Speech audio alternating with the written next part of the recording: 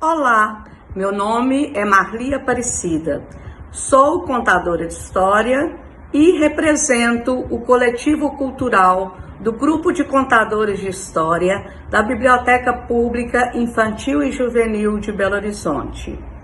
No dia 5/4/2024, a contadora de história Maria Tereza, no nosso encontro semanal, nos presenteou com um lindo conto de tradição popular, o Brocado Maravilhoso. E aí vai para vocês esse lindo conto de tradição popular. E sustentava sozinha os seus 3 filhos, fazendo maravilhosos brocados, cheios de flores lindíssimas e animais tão perfeitos que eles até pareciam ter vida. E toda semana ela levava os seus bordados até o mercado para vender e comprar o arroz da semana. Mas naquele dia, ela viu numa tenda um quadro tão maravilhoso que a encantou e ela não conseguia arredar o pé de frente do quadro.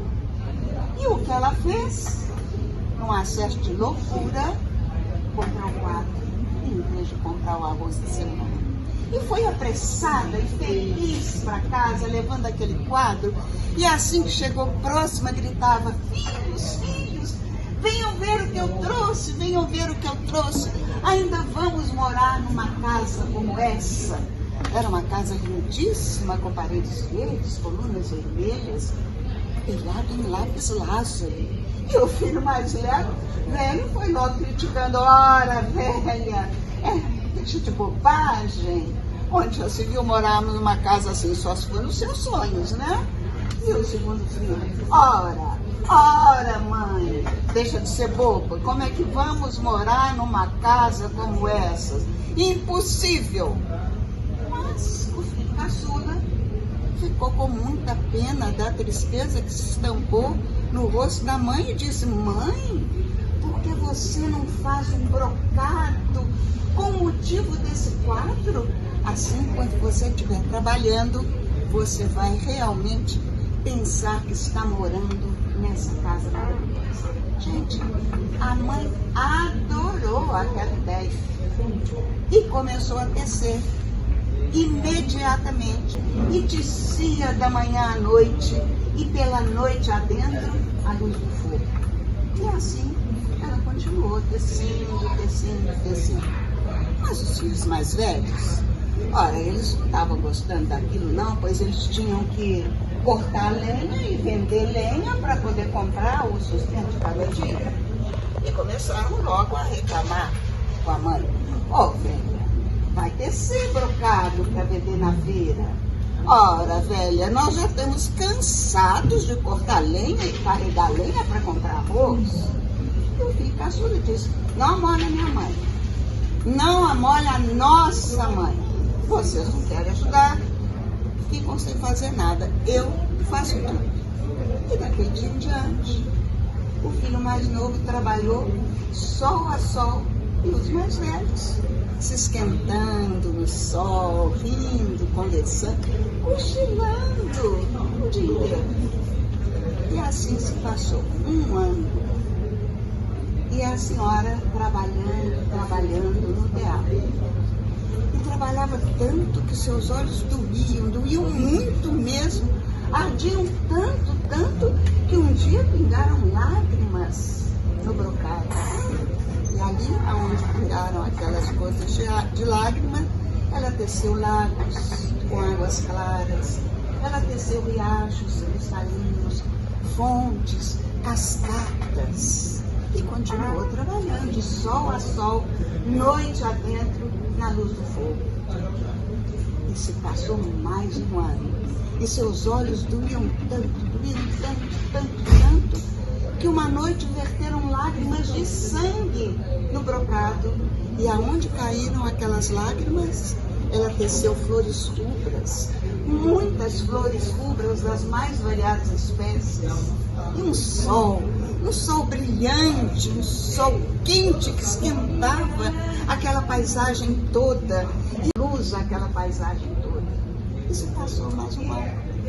Finalmente ela terminou, pegou no braço o seu trabalho e quis ver a luz do sol na porta da casa. E quando ela apreciava aquela casa linda, com paredes verdes, colunas vermelhas, teto em lápis lazuli, os pomares à direita, com árvores frutíferas maravilhosas e pássaros voando, e flores rubras na frente da casa, e um lago bem no meio do terreiro, e assim pastagens, campos de trigo e arrozais. Veio, gente, um vento forte, um vento leste fortíssimo, que soprou o brocado da mão dela, e ele subiu pelos ares, e se encaminhou para o leste, e ela gritava, e ela corria, e ela tentava pegar o brocado, mas impossível. E aí, aquela senhora adoeceu e foi perdendo a razão de vida e pedia aos seus filhos: filhos, achem esse brocado para mim, é a minha vida esse brocado, por favor, procurem o meu brocado. E o filho mais velho resolveu, calçou suas sandálias e partiu rumo ao leste, para onde o brocado tinha ido. E assim, depois de muito caminhar, ele chegou às portas de uma gruta. E em frente à gruta, um cavalo de pedra, com a boca aberta, olhando uma árvore frutífera, com frutos vermelhos, como se ele quisesse comer aqueles frutos. E repentinamente, sem ele saber de onde, nem como, apareceu uma velhinha muito velhinha, que perguntou a ele: meu rapaz, o que você está fazendo aqui? Ele disse: olha, procurei o brocado da minha mãe, da montanha do sol, o levaram, mas esse cavalo pode levá-lo até lá. Você terá que atravessar a montanha de fogo, mas não pode se encolher com medo. Você terá que atravessar o mar de gelo, mas não pode tremer de frio. Se você se encolher ou tremer, vai ser transformado em cinzas ou num bloco de gelo. Não deu outra, o rapaz ali mesmo se encolheu e tremeu. E a velhinha riu, buscou um baúzinho cheinho de moedas de ouro e entregou nas mãos dele e disse: meu rapaz, volte para casa e cuide da sua mãe até que ela fique boa. Mas, gente, aquele rapaz, o filho mais velho, não quis dividir aquele baúzinho de moedinha de ouro com a mãe. Em vez de voltar para casa, cuidar da mãe, pôs o pé no mundo para aproveitar a vida. E a mãe continuou, coitada, na cama, já nem conseguiu levantar mais, ficando fraca. E o filho, o segundo, resolveu calçar suas sandálias e partiu imediatamente à procura do brocado, que era a própria vida da mãe.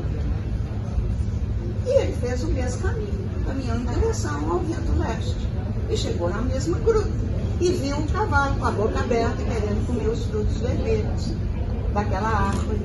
E repentinamente, ninguém sabe de onde, talvez a fabula saiba, apareceu aquela velhinha, miudinha, magrinha, toda enrugadinha, e falou com ele as mesmas coisas. E ele tremeu ali e se encolheu ali mesmo. Ela buscou o baúzinho, deu para ele e falou: vá para casa, cuide da sua mãe até ela ficar boa.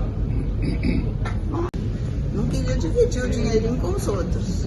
Partiu mundo afora, tentando aproveitar a vida o mais que ele pudesse. A mãe, coitada, nem se movia mais. Parecia um trapo velho jogado. E o filho caçula não queria deixar ela sozinha de jeito nenhum. Mas depois ele percebeu que sem o brocado, a sua mãe não ia se recuperar. O brocado era a vida dela. Então ele calçou suas sandálias e chegou à mesma gruta, com o mesmo cavalo, olhando a mesma árvore com os mesmos frutos. E aconteceu tudo igual. A velhinha apareceu, trouxe o baúzinho cheinho de moedas de ouro e mandou ele para casa cuidar da mãe. Ele disse: não, minha senhora, não posso fazer isso. Brocado é a vida da minha mãe. Eu estou à procura dele. Então a velhinha disse: o brocado está com as fadas que o levaram para o alto da Montanha do Sol. E esse cavalo pode levá-lo. Só você arrancar todos os seus dentes, colocar na boca do cavalo. Assim ele poderá comer esses frutos vermelhos da árvore, se fortalecerá e partirá levando você. Lembre-se, quando passar pela montanha de fogo, não se encolhe. Quando passar pelo mar gelado, não trema. E o rapaz fez imediatamente.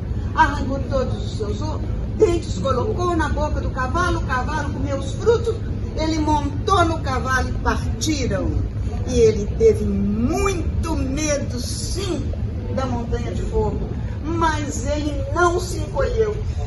E ele ficou geladinho de frio, muito frio mesmo, quando atravessou o mar gelado. Mas ele não tremeu. Foi assim que ele chegou ao alto da Montanha do Sol, das fadas, e naquele salão enorme, estavam todas reunidas, pintando nas paredes do salão o motivo do brocado de sua mãe. Ele se dirigiu à rainha das fadas e ela disse a ele que trabalhariam a noite inteira e na manhã seguinte ele poderia levar o trabalho, o brocado da mãe, porque elas terminariam o trabalho. E assim ele ficou ali apreciando as fadas trabalhando a noite inteira. E ele apreciava especialmente a fadinha mais nova, tão lindinha, tão lindinha. Ele apreciou ela pintando a noite inteira. E olha que cedo da manhã, as fadas satisfeitas com a pintura que haviam feito nas paredes do salão, partiram, mas deixaram ali aquela fadinha mais jovem, aquela fadinha mais linda, aquela que ele tinha mais olhado a noite inteira, para entregar a ele o brocado. E ele reparou que antes de dobrar o brocado para entregar a ele, a fadinha botou alguma coisa no lugarzinho ali do brocado de sua mãe. Depois dobrou e entregou a ele.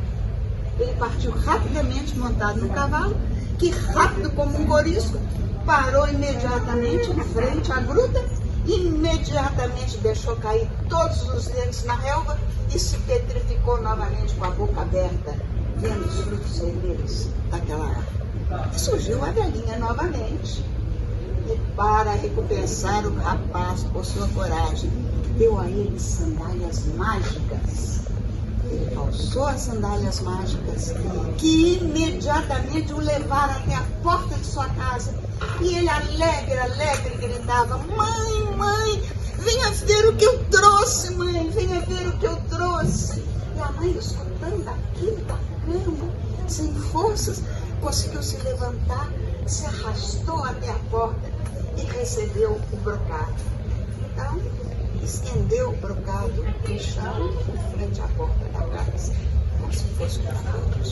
Aquela casa lindíssima, os pomares à direita, com as árvores frutíferas e os pássaros voando, e as pastagens, e os trigais e os arrozais, e em frente à casa um jardim maravilhoso com flores rubras, e um lago de águas cristalinas, com peixes exóticos.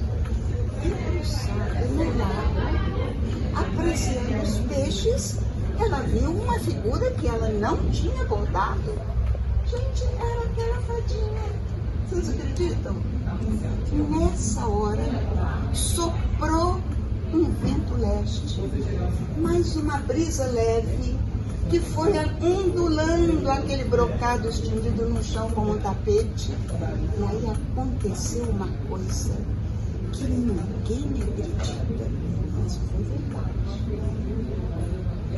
Toda aquela paisagem foi criando vida, foi crescendo, em vez da choupana, aquela casa maravilhosa, Em vez daquele terreno seco em frente da casa, um lago, flores públicas, peixes exóticos e pássaros cantando em volta das árvores dos pomares, e as pastagens, e os trigais, os arrozais, até bem longe nas colinas. E aquela jovenzinha que estava debruçada no lago veio se aproximando deles, dos dois, mãe e filho, e disse ao rapaz: eu vi como você me olhava. Eu também me encantei por você. Por isso bordei a minha imagem para poder vir morar aqui, nesse lugar maravilhoso, com vocês. E mãe e filho deram muito boas-vindas à fadinha. E olha, gente, como acontece em toda história, aqueles dois se apaixonaram de verdade e eles se casaram e foram felizes naquele lugar maravilhoso por toda a vida, até hoje. Vocês não vão acreditar, é isso que eu estou mentindo. Mas não estou mentindo. Só conto história que é verdade, não é, gente?